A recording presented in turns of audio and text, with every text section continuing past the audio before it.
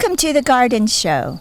This morning we are in the country by Victoria, and we are at the garden of Pat Austin.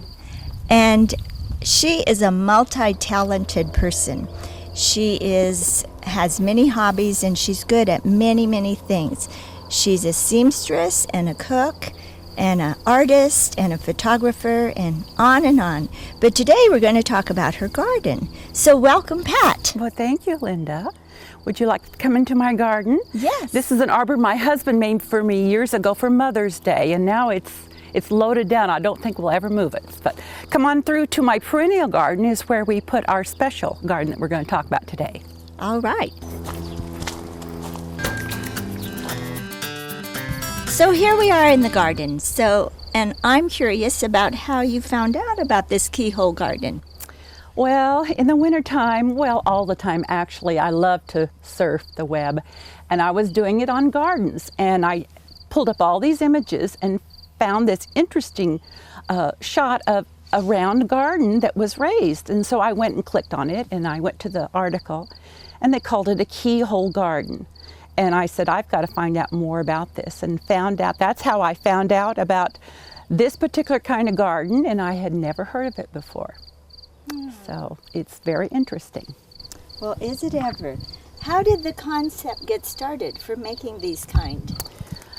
Many years ago, or several years ago, I should say, probably 10 or 20 years ago, there was a group, a humanitarian group that wanted to help the people in southern Africa, particularly the country of Lesotho. It's the country that South Africa completely surrounds. And it's built on, or the whole country basically is on top of a plateau, so they have very poor soil, very poor economic conditions, starving people, drought conditions. And so they were trying to help these people to survive, and some scientists said, let's try using things that they have in their locale to build a garden that could be sustainable. And so that's how it got started. And from there, it has spread to many countries. It's particularly good for those countries that don't have a lot of natural resources or water. Well, how did you build this sort of thing? Well, we originally had an oregano garden here, and it was going rampant. And I said, we can't have any more oregano, because I was pulling it up from everywhere. And that's when I said, this would be a good spot for a keyhole garden. And because I like to try new things, and I thought this would be interesting. So that's how it started here. The original garden was only a couple stones high, but we raised it up when we started building the layers that it takes to make a keyhole garden.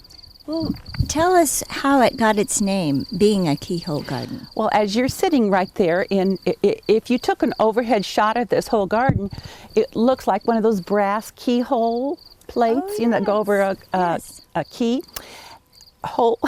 And so this is meant so you can access it very easily. It's good for handicapped people, because they could get in here a lot easier than if they were here reaching over. It would be really hard to access the center. So that's why there's a notch there. It also makes it easy for children to access it. Let me try it out. Yes, okay. All right, let's see how far I can reach. Yeah. Just about over there. And the elderly, that was another thing in Lesotho. They had a lot of older individuals living there who needed to learn how to garden, and this way they don't have to bend over. And so that was another advantage in raising the garden up. But it also takes care of all the layers that are important to have a keyhole garden. Well, how did you decide? You've got a lot of area here. How did you decide to put it right here? Number one, we knew this would be a good spot because of the full sun. That's a requirement, because it helps to have that. I have some herbs up near the house, but I really don't have a room for as many as I wanted to put in here. The lettuce, I call this my salad garden. It is a salad garden. Yeah, so it was a perfect spot. It just worked out that in the afternoon, and didn't think about this, but we've got this shed over here that cast some shade on here, which really helps on the hot days that we've had, the 100+ hot days. It helps shade the garden. Most keyhole gardens, after they are mature in the growing season, a lot of them will have shields or a tent-like structure over part of the garden to give it shade. But we haven't gotten to that point yet. I don't think we need it yet, but we may do that in the future, because I loved it. The lettuces have done wonderfully here.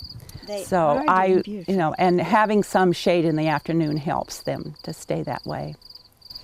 Are there different kinds of materials that you could use to make this kind of garden? Yes, rocks are probably, particularly in areas that are drought-stricken and don't have a lot of other natural resources, rocks are usually easy to find.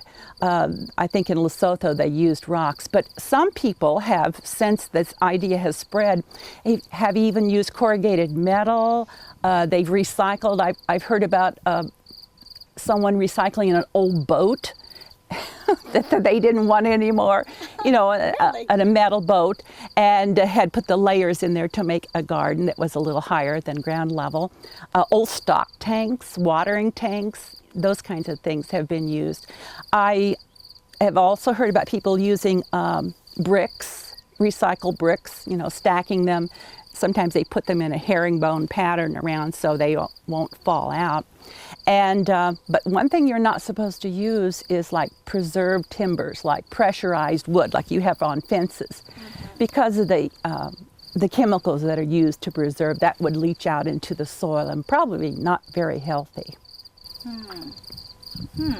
I guess I would. The sky's the limit, though. If you can, that's the whole point. They wanted to make gardens that people who had no money or resources to buy materials could, if they just use the things that are around them. And so that's what forms the walls, but also the insides, the insides of the garden. Well, if somebody wanted to do this, explain the steps. So I'm sure there are things that are on the bottom and how you built up. Yes, it's a layered garden. We built ours layer by layer, but you could easily do it having the whole thing built before you add the inside layers. What we did, we started with the 2 stone high wall that we had there originally, and on the base of that we put all kinds of rusty metal, tin cans, anything that can rust. Now aluminum, of course, couldn't be used. Anything that we had, we just looked all around the place. Anything that was rusty that I didn't want to recycle for some other purpose, it went in the bottom of this. And this is supposed to provide iron for the soil. It will take years and years for it to eventually completely rust out. But that is the basis. Then the next layer we put were all kinds of sticks. We found twigs and tree branches and anything that we had that was refuse. We normally put in our compost garden or compost pile down the hill, but we decided to just find everything. Leaves, whatever we could find, and that's a layer of leaves. Then next came cardboard. We'd been saving cardboard. This is one thing they can use in impoverished countries. They will go to merchants that have cardboard boxes for packing, and they will recycle that. You just tear it in big pieces. You don't even have to, tear it in small pieces, just so it'll fit in there. Laid a whole layer of that. Then after that came, my husband Eric threw in a layer of dirt, just, a few inches. Then came layers of newspaper, just lots and lots of newspaper. And then another layer of dirt. And then we added some manure. Then we added compost, because we have been composting for years, so we had all really nice composted soil. And then just some regular garden soil from our garden that doesn't necessarily have all the composting in it. So that's what we did. Now, I had heard about some people put ashes, but I don't believe that would be a good idea for us, because that raises the pH level of your soil, and we have so much, it's so alkaline anyway, that we don't need the ashes. So actually it would actually prohibit growth. But some places where they have really acidic soil, they will add wood ashes that have been burned. It's the carbon that is in the nitrogen that's in that. Do you know what purpose the newspaper and the cardboard What is the purpose of doing that? Do you know? Because they are from nature, they are wood products, and they break down into compost. I normally, when my granddaughters were here, I normally let them put newspaper. They love to tear up newspaper and put in the compost pile, and that's what is in the middle there. If you'd like to turn around and look, okay.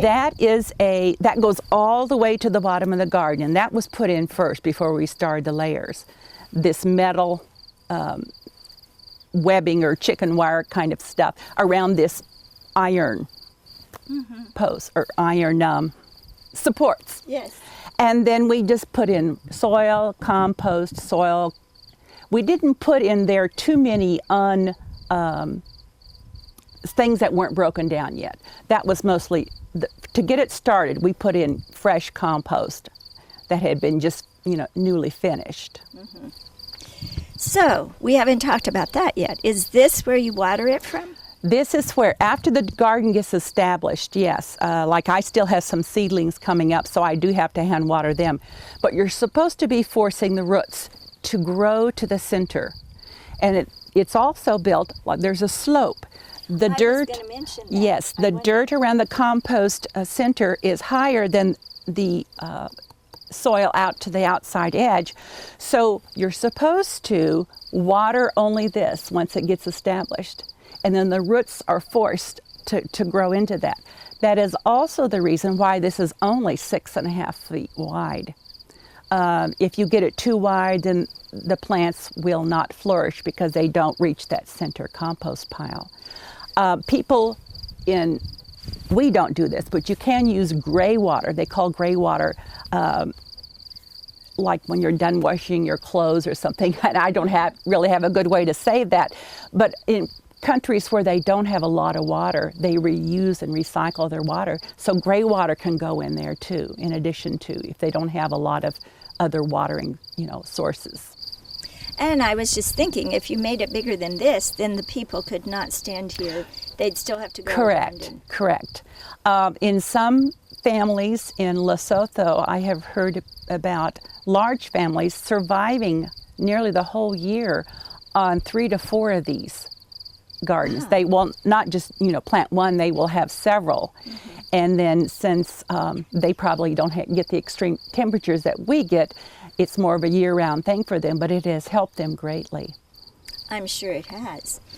What are the advantages and disadvantages of having this kind of a garden over the kind of garden that's just in the ground?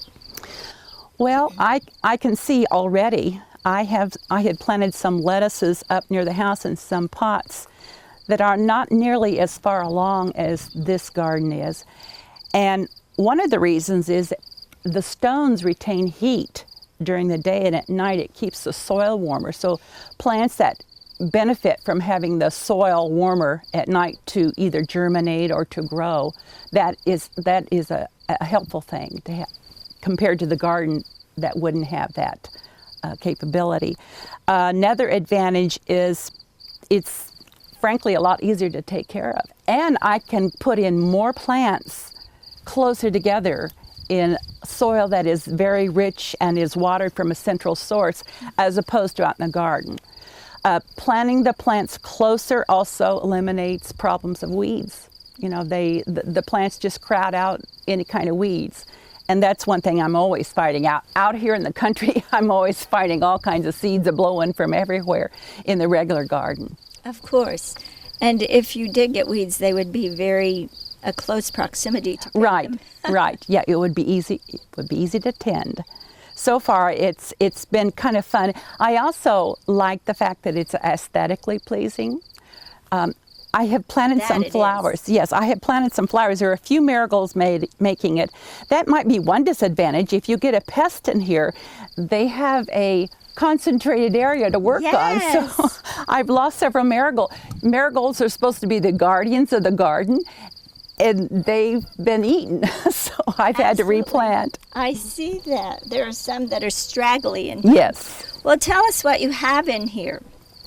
You have rosemary and this is basil? purple basil. I've got 3 different kinds of romaine. I have found out in the country that We get so hot, and we don't have a lot of protection, from houses as you would in a town or a city. So I have to have, romaine grows great for me. So I have 3 different kinds of romaine lettuce, and it also doesn't bolt as easily in the summertime when it gets hot. So I grow that. I've got basil. Right down there, there's some lemon thyme.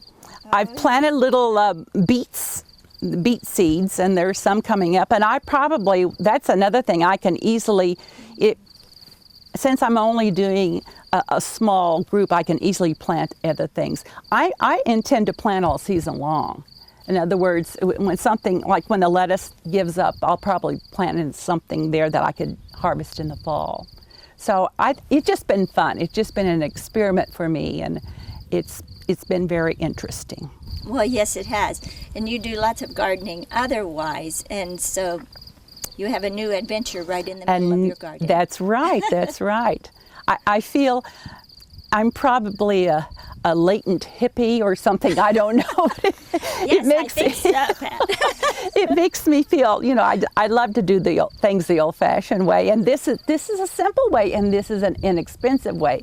I'm also a cheap person, so this was kind of a neat way to reuse something we already have, and we've got these stones in all the fields around here, so they're easily attained. So we decided we will use this limestone that is so native to this area, and I'm hoping, I've already used it for some photography, examples. Of course, yes. You would.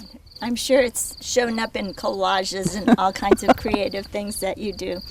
If you were a handicapped person, you could come with your wheelchair or whatever right. to be able to. Yeah, my particular garden probably wouldn't be easy, but the whole concept of having something they could go around and access easily and not have to bend over in their chair too far to get out would be a very, advantageous thing to do.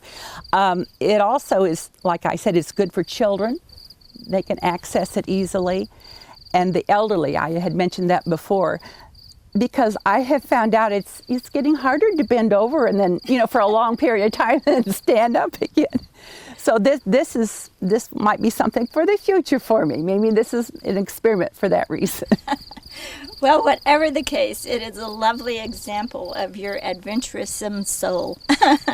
And it's beautiful here with your roses and your flowers and your beautiful garden. And do you have some other kinds of things that you wish to tell us? Well, I just think it's kind of neat that this idea has taken hold around the world, to see people using things that they have, recycling. I'm a big